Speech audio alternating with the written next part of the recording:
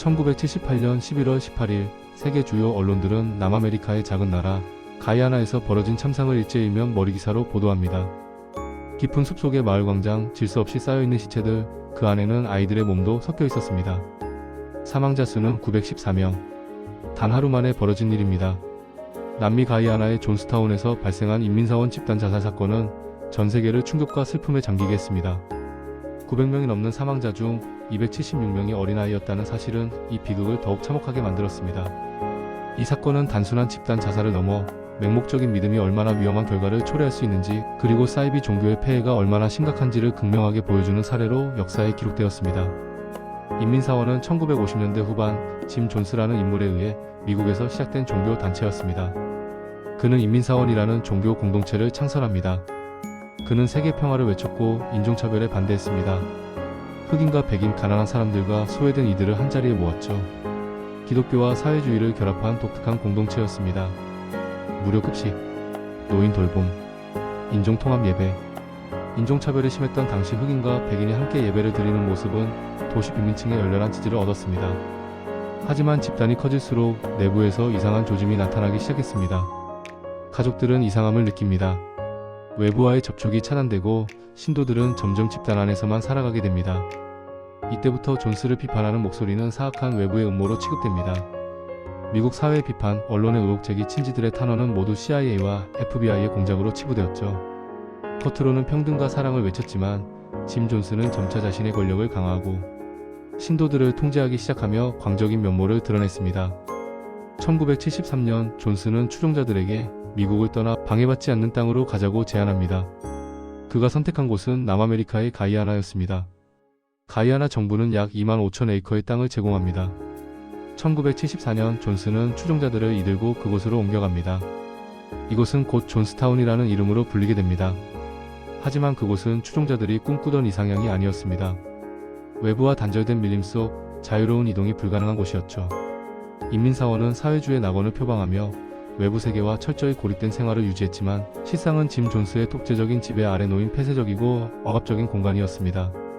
신도들은 짐 존스에게 절대적으로 복종하며 외부 세계와의 소통이 차단된 채 고립된 생활을 강요받았습니다.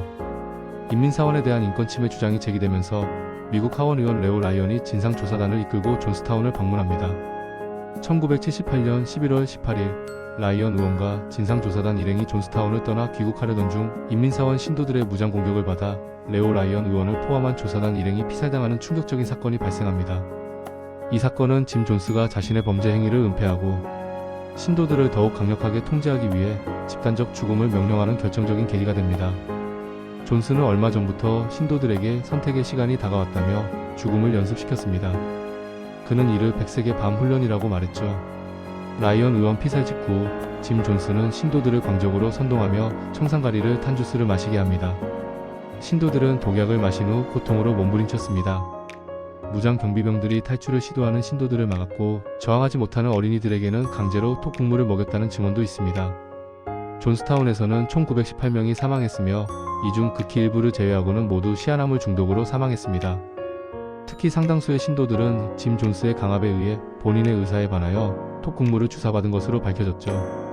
짐 존스는 젊은 시절 신학을 공부하면서 칼 마르크스, 아돌프 히틀러, 이오시프 스탈린 등 권위주의적이고 폭력적인 사상을 가진 인물들에 심취했으며 세상이 곧 핵전쟁으로 멸망할 것이라는 허무맹랑한 주장을 펼치며 자신이 세상을 구할 구세주임을 자처했습니다.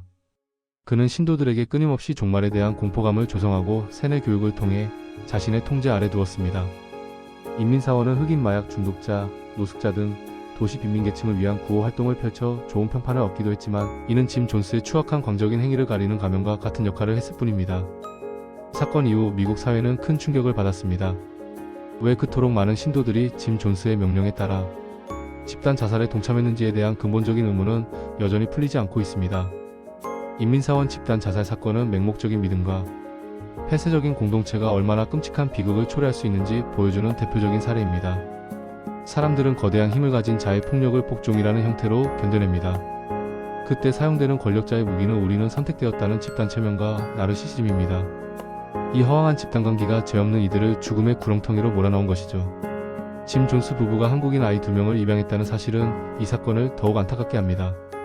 죄 없는 아이까지 희생된 이 사건은 역사의 어두운 그림자로 영원히 남을 것입니다. 오늘 이야기는 여기까지입니다. 구독과 좋아요는 저에게 큰 힘이 됩니다. 감사합니다.